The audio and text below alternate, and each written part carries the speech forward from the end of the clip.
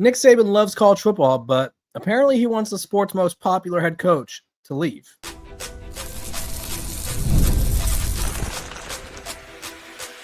You are Locked On Buffs, your daily podcast on the Colorado Buffaloes, part of the Locked On Podcast Network, your team every day.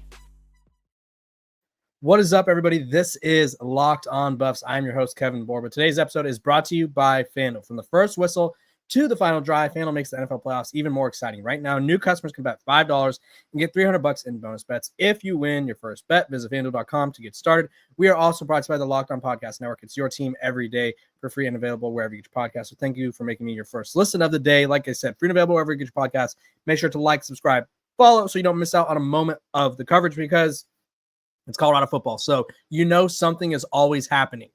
Let's talk about it. Coach Prime has been one of the hottest topics in recent weeks because of his alleged interest in the NFL. He went on Good Morning America a couple weeks ago and said, you know what? I'd go to the NFL if I could coach my sons. And there was a report that said he reached out to the Raiders. The Raiders said they weren't interested. And then all of a sudden he emerged as a top candidate for the Dallas Cowboys job. But then, as I talked about on yesterday's episode, there's no signs of him interviewing for that job. However, old Saint Nick, Uncle Nick Saban over here, went on the Pivot podcast with Ryan Clark and those guys and was talking about Deion Sanders. And he said that he wants Deion Sanders, or he thinks that Deion Sanders should go to the NFL, take that Cowboys job. He said, I want him to get that job. He endorses him. And it's one of those things where I think this is probably one of the most disingenuous takes I've seen in quite a while, because Nick Saban, even though he stepped away from college football, his whole platform on ESPN, his whole spiel on the Pat McAfee show, for the most part, has been about saving college football, improving college football, changing the game back to how it once was, where it wasn't so chaotic. And obviously he wants players to get paid, but he thinks there needs to be a little bit of control. And I agree with a lot of his takes, right? I think college football is in a weird spot right now where players are finally getting paid, but at the same time, there's no rules and regulations to prevent teams from tampering. There's no rules and regulations to really hold these players accountable for their contracts, as we saw with the kid that just transferred from Wisconsin to Miami. They didn't let him go in the portal yet. He still transferred. Like, there's no sort of guidance for the sport. However, the one thing that we have in college football right now is that it's arguably, if not arguably, if it probably is, at its most popular it's ever been, right? The expanded playoff really helped. I think conference realignment, while it killed the Pac-12, may it rest in peace. That was my first job out of grad school. While it killed the Pac-12, it led to some very intense matchups, right? And those intense matchups during the season, whether it's Texas, Georgia, Ohio State, Oregon, Colorado, whoever Colorado played felt like an intense matchup. Everybody was still in the playoff, right? You lose that one game, like Ohio State lost to Oregon early in the season, and normally that could be a loss that derails them, right? Ohio State loses to Michigan, and all of a sudden it's like, okay, they're still in the mix. And so I think this combination of teams, everyone feeling like they have a shot, which if we want to talk about how many teams actually have a shot at winning the title, that's a different discussion. But there are more teams now than ever that have a legitimate chance at contending for a playoff spot. When it was 4 teams, that was not the case.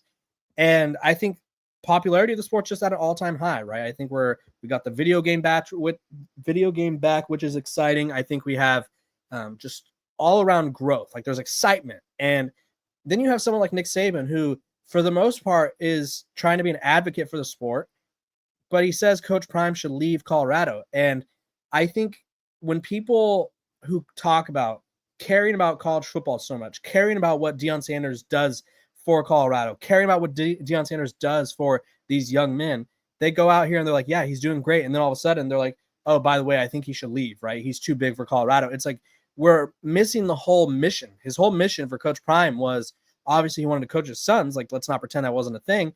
But his whole mission was to help young players follow their dreams, become better young men, and move on to the next level if possible. And it's almost disgusting to me that we have these such iconic talking heads in the sport being like, Deion Sanders needs to leave because Colorado isn't a big enough job for him or whatever.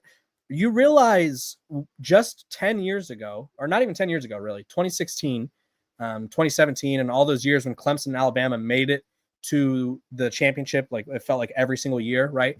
We had fans complaining the 14 playoff is stupid. We should just go back to the BCS and blah, blah, blah. The 14 playoff is stupid. College football is stupid because only Alabama and Clemson are contending. So we had a problem of the sport having the same few teams contending for a title, which the expanded playoff won't change that, right? I think the best teams are still going to be the best teams, but everyone feels like they have more of a chance, right? Like Notre Dame wouldn't have made the playoff at all in any 14 playoff with their one loss to Northern Illinois, but they made it. They had a chance to win, and I think they made that game kind of close at the end. But we had complaints where it was like, okay, it's the same programs doing this. We're talking about Texas. We're talking about Alabama. We're talking about Georgia. We're talking about Clemson again. We're talking about all the same programs, but all of a sudden we have Deion Sanders turning a non-traditional powerhouse or a non-traditional program into a powerhouse talking point of the sport, and we want it to stop because the Dallas Cowboys job's open and it's flashy because, an SEC job's open and it's flashy. Stephen A. Smith, hello.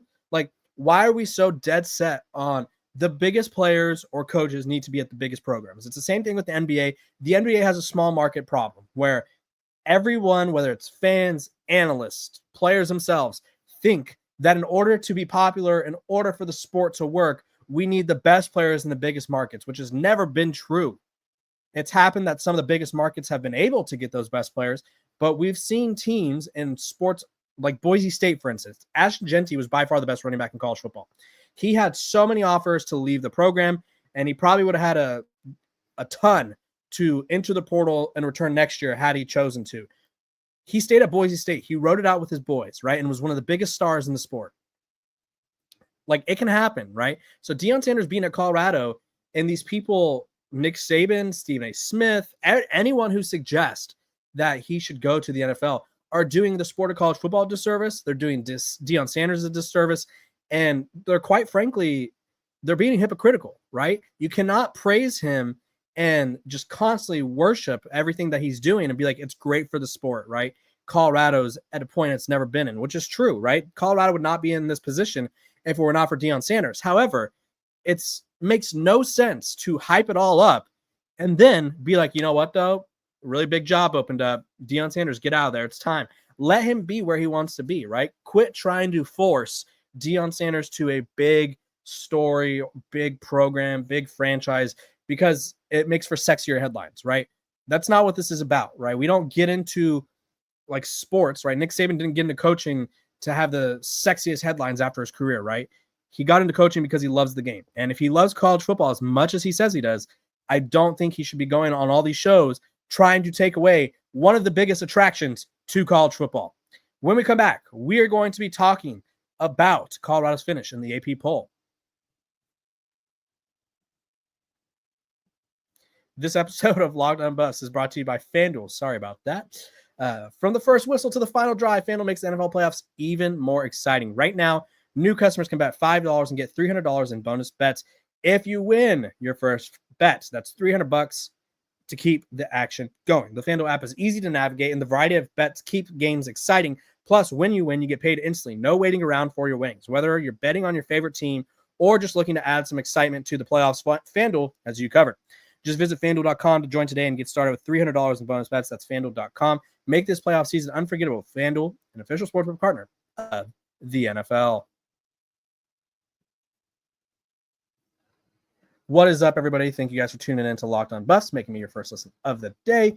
We are free and available wherever you get your podcast. Make sure to like, subscribe, follow, give me 4 stars. Or 5, give me 5 stars. I'd take 4 stars too. Whatever you feel is right. But give me those 5 stars. Let's keep the show growing. Hoping to string together some really cool interviews that I wouldn't want you guys to miss.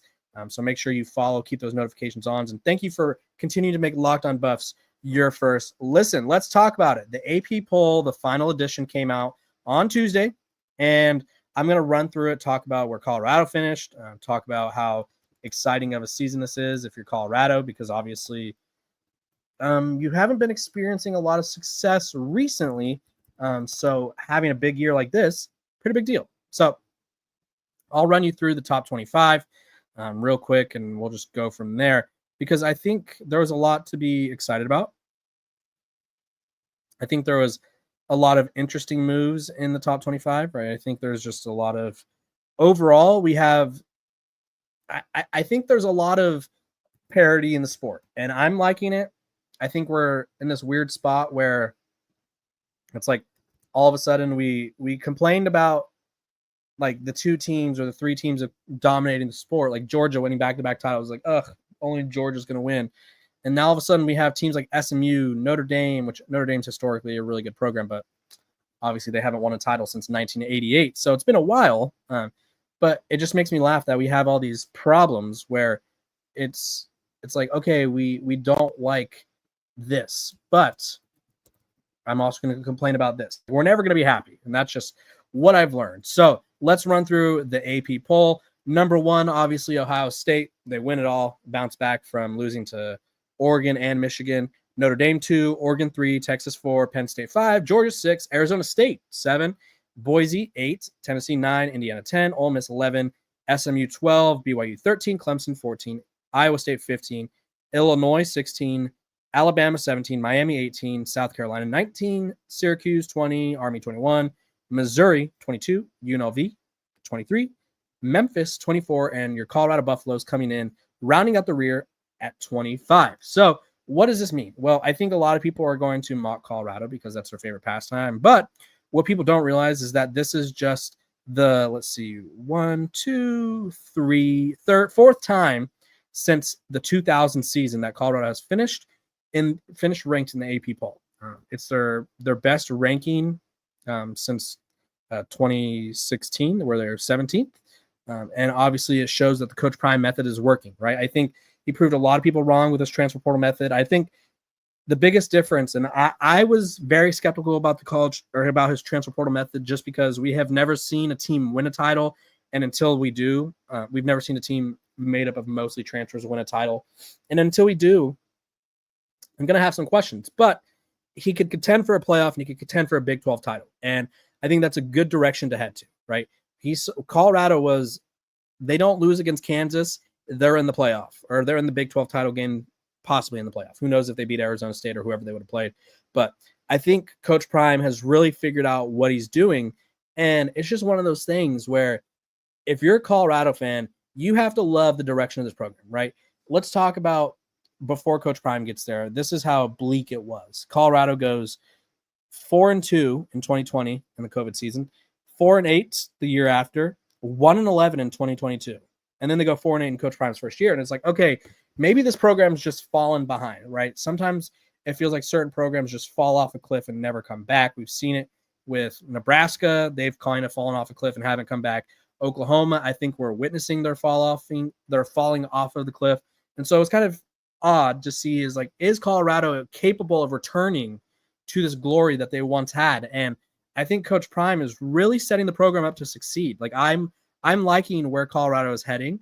I think them finishing the AP poll is a testament to Coach Prime's method working, his ability to make adjustments, because I think there was some obvious problems in year 1, and like it was his offense coordinator, the defense coordinator didn't really work out. And so he takes some risk and it works out. And so Colorado finishes ranked 25th. I think that's a pretty big deal. I don't know if they're going to start this next season ranked because obviously you lose Shedeur Sanders, you lose Travis Hunter.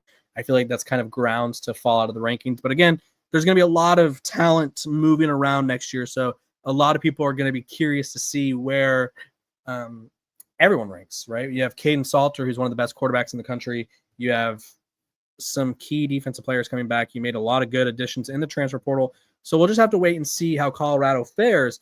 But it's one of those things where if you're a Colorado fan, you love what Coach Prime has done with the program. You're pretty confident, assuming that nothing goes haywire down the stretch here as the Dallas Cowboys look for their next head coach. But if you have to be let's just put it this way. If you're someone who enjoys progress, Coach Prime is making tons of progress, and it'll be interesting to see how he adapts to life after Shedeur and Travis, but I think this is a really big step in the right direction. So congratulations, props to Coach Prime and the Buffs. They finished 25th, and I'm going to talk about my favorite moments from the season.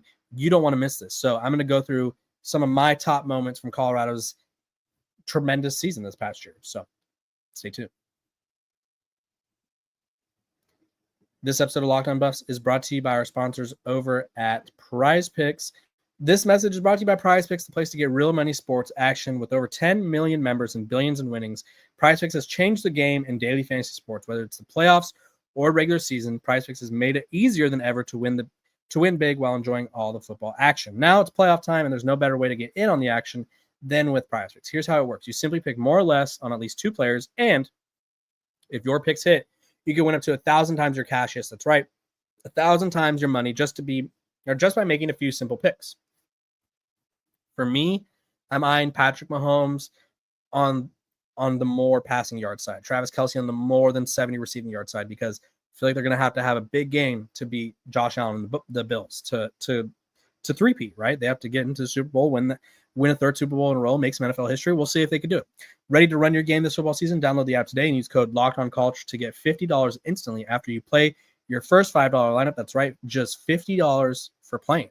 So don't wait. Take the time. Take your game to the next level with Prize Picks. Prize Picks, run your game. Welcome back to Locked On Buffs. Appreciate you guys for tuning in every single day, making me your first listen of the day. We are free and available wherever you get your podcast.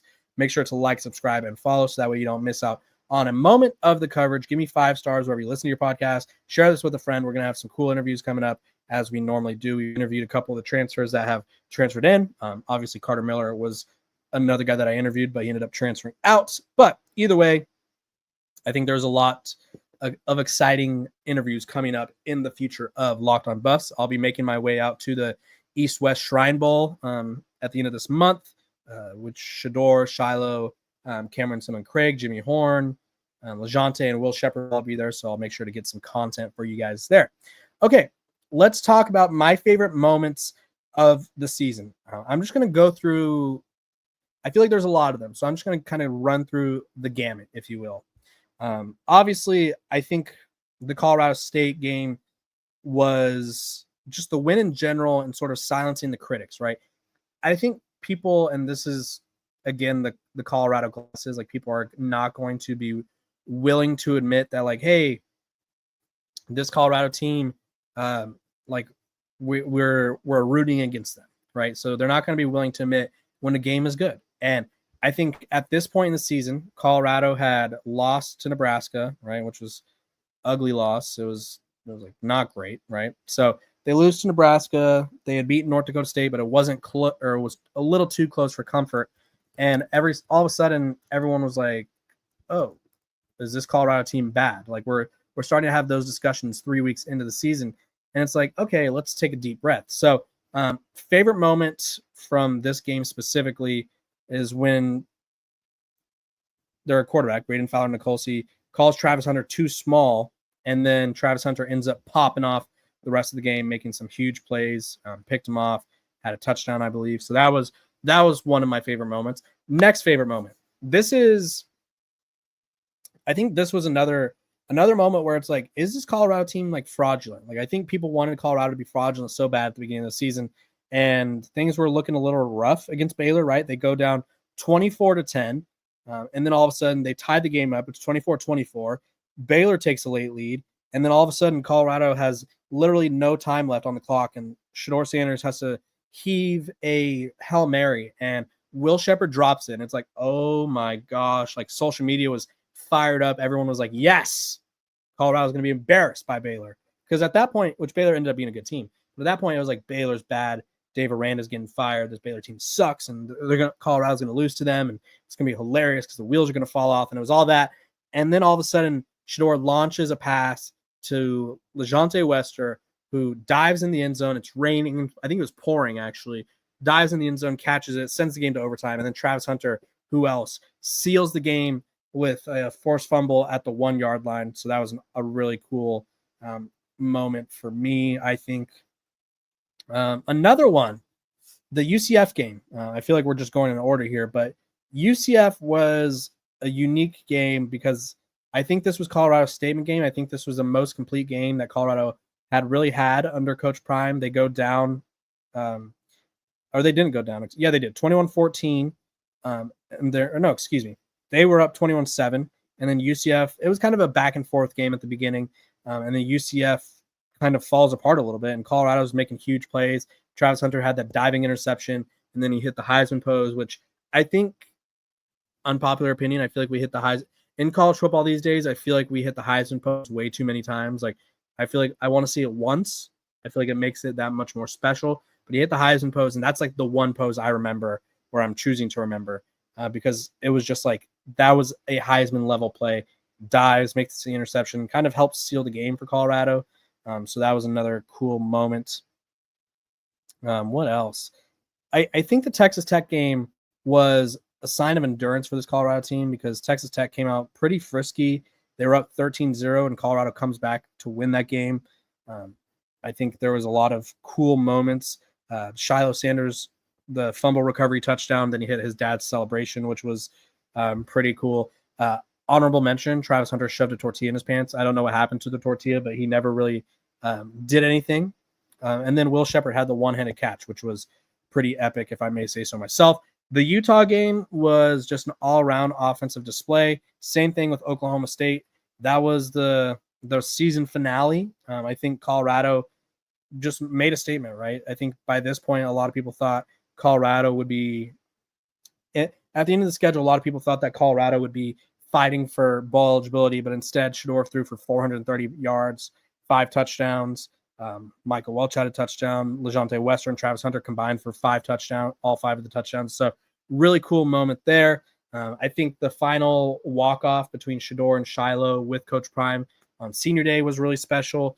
Travis Hunter winning the Heisman, really, really, really awesome opportunity, really awesome moment, because I think it was a testament to his hard work. I think it was a testament to Colorado as a whole, Coach Prime's vision. And yeah, I think there's a lot of exciting moments for Colorado this year. So you comment below, what was your favorite moment? Let me know. Let me know if I missed any of the top moments that you have on your list. I appreciate you guys for tuning in every single day, making me your first listen of the day. We're free and available wherever you get your podcasts. Make sure to like, subscribe, and follow. I will see you guys tomorrow. Everyone have a safe day, safe night, good dinner, whatever it may be. Thank you guys for watching Locked On Buffs. Make sure to like, subscribe, and follow.